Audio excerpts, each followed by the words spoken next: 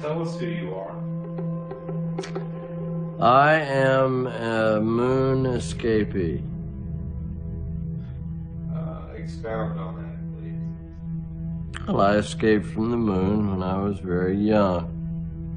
I worked in Section 14D. I was training for a mission project, and there were about 600 or 700 other people that I fled with. This was years ago. Why did they flee? To escape government oppression. There's government on the moon? Oh, yeah. Okay, tell me, let's back up. There's a lot of ground to cover. There is. Okay. Tell me about this time travel theory. Well, it's not a theory. Time travel is real. You've met in your lifetime probably 10 people that were from the future. They're called transient dimensionaries. And I imagine you'd be shocked to know who some of them really are.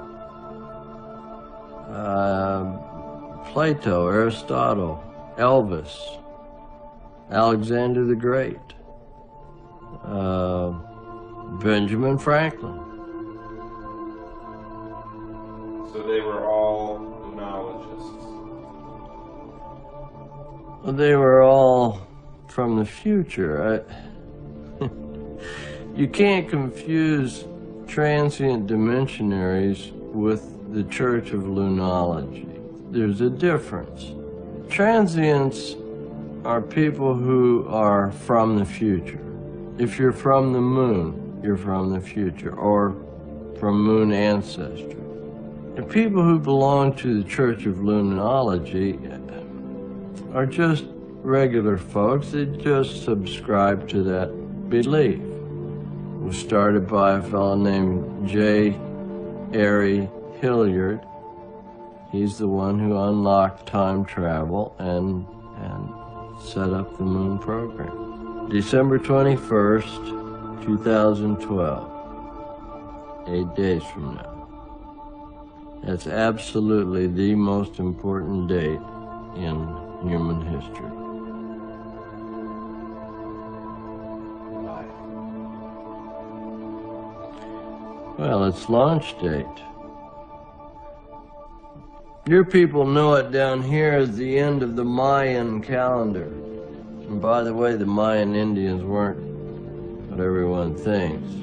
But it's 0 hour. And in 8 days, they'll pack up everything and ship out. Who will? The team of scientists who make up the lunar program, that's the crew of Atlantis Endeavor. They'll pack up everything and travel back in time to the year 350 BC. And they will recultivate the earth and reestablish society as a whole. How about that?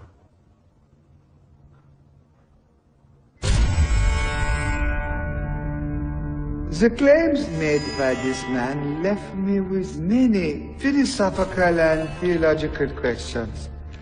For the answers, I decided I must turn to experts of my own. You always hear about the lost city of Atlantis, but you never hear about her sister city, the lost city of Lunopolis. Lunopolis is the legendary city of the moon.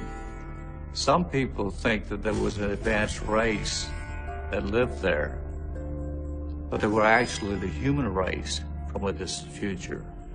If one chooses to subscribe to the religion of lunology, one must believe in 6 things. 1, that there is a city on the moon. 2, that time travel truly does exist. 3, that man did achieve immortality. 4, that there is indeed a long-lost stone of power. 5, that there is a dimension beneath that of our own that is a previous timeline of this earth. And 6, the new Hilliard is alive today and probably already located on the moon.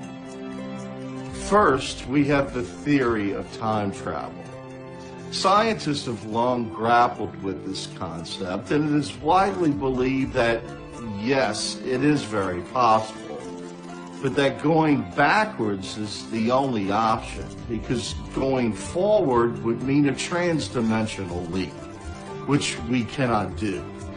But with time travels, I tend to look at it this way.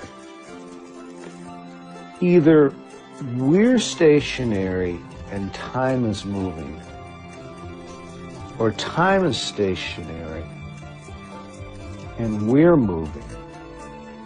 Either way, we're in shift and in flux in a pretty dramatic way that we're not really aware of. Do we have that today? I think we do. I think that we have had individuals who have come from our future.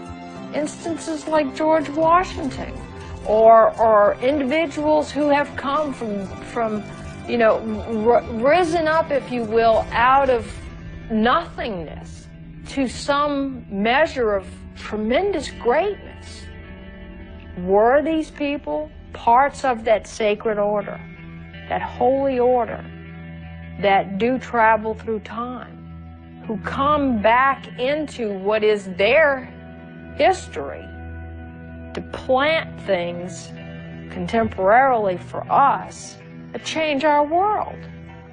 Does the Atlantis endeavor have anything at all to do with the lost city of Atlantis? It is the lost city of Atlantis. You see, originally, they set up the island as a base, sort of a counterpart for Lunopolis.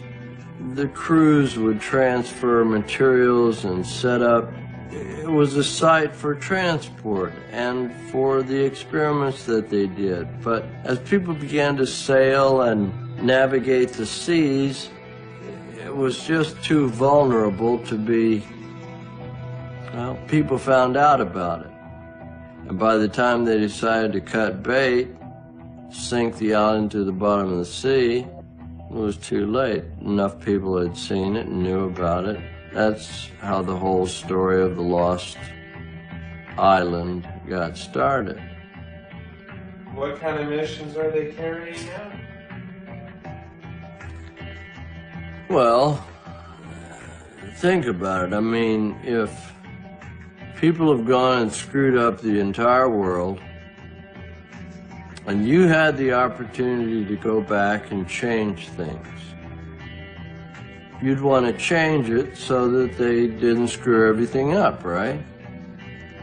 And we've long known, science has long known, that coercion is the best way to get people to change, not by dictating to them by the whims of a dictator. It's simply a matter of putting key people in key positions so that the changes can be made without anyone's realizing. When appropriate changes need to be made to the mistakes that have happened when people screw things up, they go back and unscrew them. I mean, John Wilkes Booth, Lee Harvey Oswald, Mark David Chapman.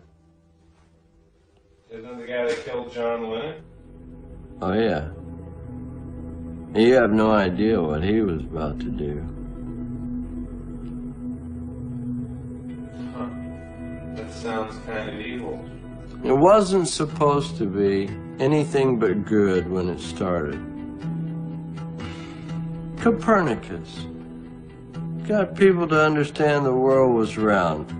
Newton, people could understand, or at least get their brains around the idea of gravity. Susan B. Anthony.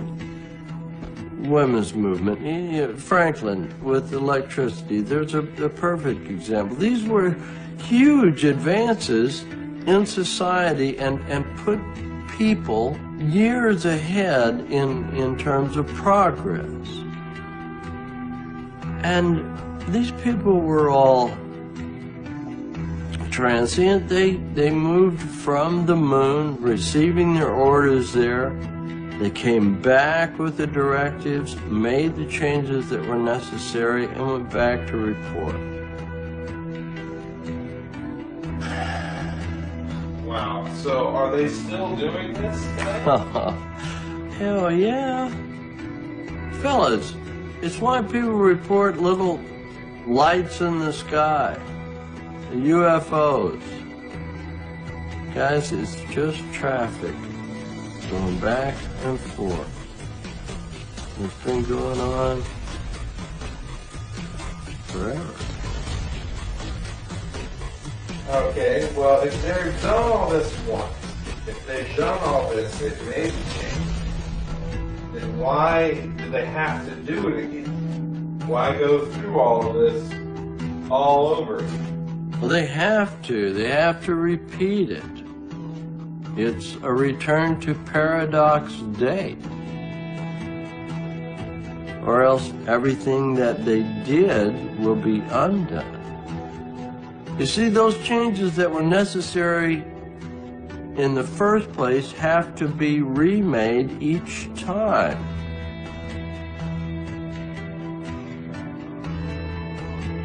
Pretty ridiculous.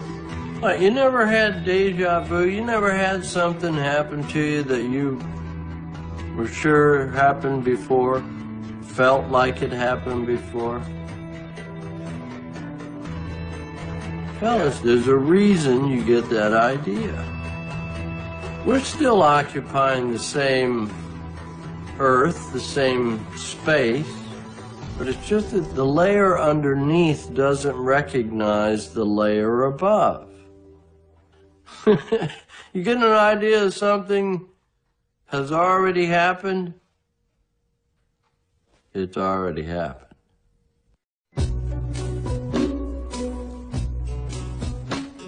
To go back into the past, you're simply rewinding what's already happened. When the past changes, the future is erased. And from that moment on, there is no future left to go back to. Every time the cycle is made, another dimension is created. But we no longer see or experience the previous dimension. Supposedly, we're still only in the second timeline, or the second dimension. And the Lunar School of Thought is that if they go back again, it will become the third dimension.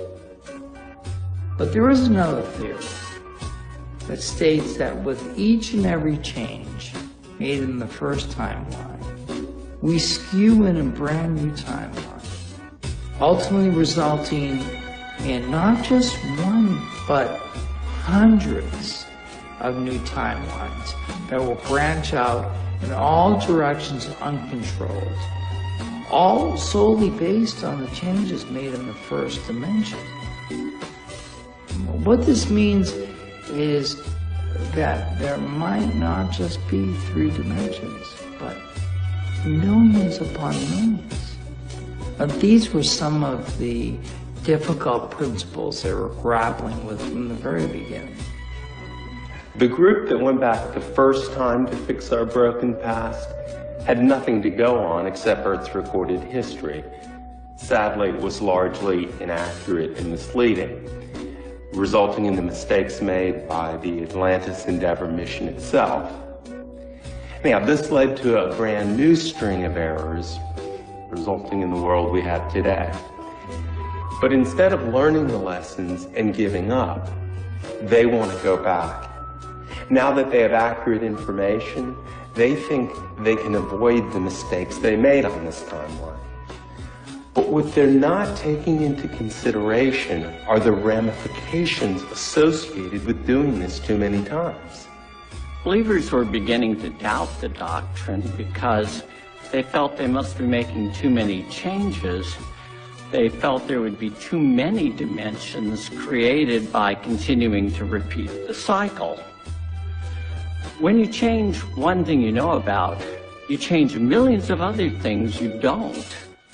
You create something you never intended to do. And so, for each trip back, we were layering, essentially stacking dimensions. And in a finite physical universe, what this does is that it thins each dimension. It weakens them and makes them more vulnerable to crossover. Crossovers occur due to thinning dimensions, which you learn about at level 4 awake. Ghosts, angels, deja vu, reincarnation. It's all the same thing. It's merely living life at the same time in different dimensions. If you ever heard something moving around in your house when it's quiet, most likely it's you somewhere else transdimensionally. When minor historical alterations are made, the variations are only slight. It's not like you're a man in one dimension and a woman in the other. So, if on the first timeline you went to the bathroom, say at 4:15, maybe on an adjacent timeline something happened to make you go to the bathroom at 4:20. Just enough time to cross paths with yourselves on another plane. There's an element of morality to it, because you always ask the question, well, could I go back and start it over and do it right again? And if so, what would be the implications of what would go wrong? You know, pure chaos theory would argue either way, it would not be what you expect, and there'd be something inconsistent that would happen that would throw all the original assumptions out the window. All of these possibilities that I have been explaining to you, nothing would have been possible without the Lunar Stone. It's a large, green, circular gem, unlike anything man has ever seen before. And when they found it, they were astounded. But who put it there? That's the question. Was it God? Was it aliens? Was it someone testing us to see what we would do with such awesome power? The scientists understood. They recognized. J. Hilliard recognized that the stone had a tremendous power. But they discounted all sense of deity. Satan, God, they took the power to themselves. It was a power they were to wield. And if by their justification through whatever process of rationalization, their explanation, their understanding became Lunology, it became their religion, their faith. And their faith is in themselves, but not without that stone. I quickly discovered that the Church of Lunology was brainwash central for the weak-minded. They sought out those who were easily influenced. If you're the kind of person to show up at a rally, you're a very likely candidate for the organization because you're willing to be. And transdimensional changes were supposed to be going on all the time. But only the higher-ups were aware of them, and they'd let us in on it for a price. Now, with the church itself, this is where the money comes in. This knowledge doesn't come cheap.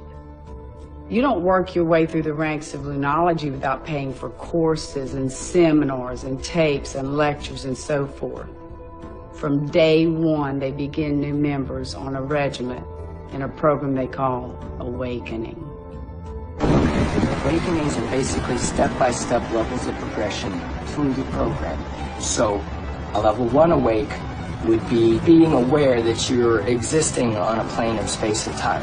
A level 2 awake is that we're all operating simultaneously on a plane of space and time. Level 3 awake, that nature and the earth is the same, and so forth.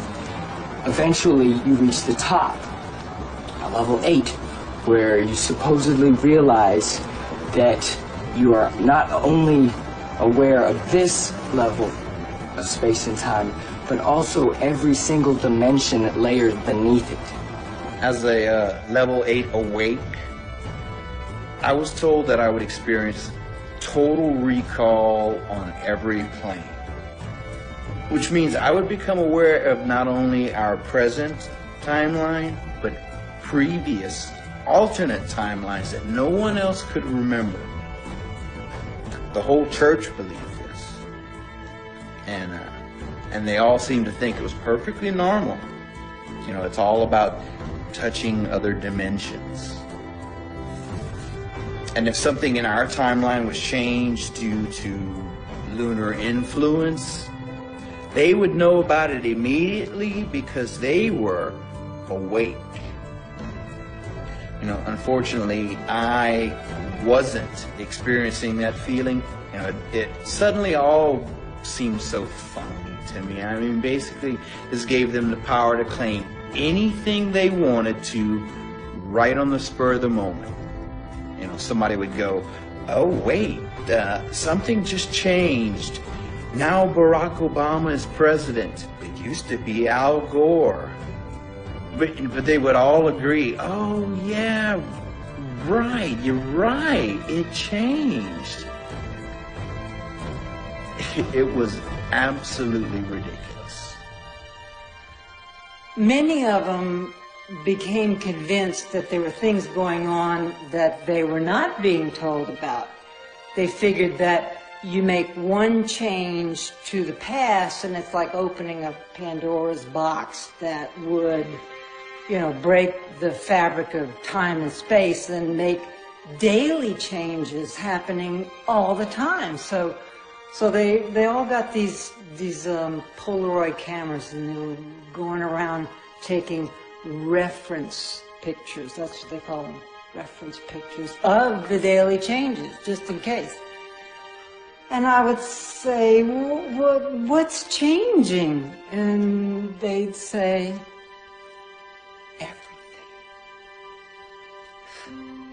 Polaroid cameras were used because supposedly even when historical changes would take place, the hard copy evidence still remained.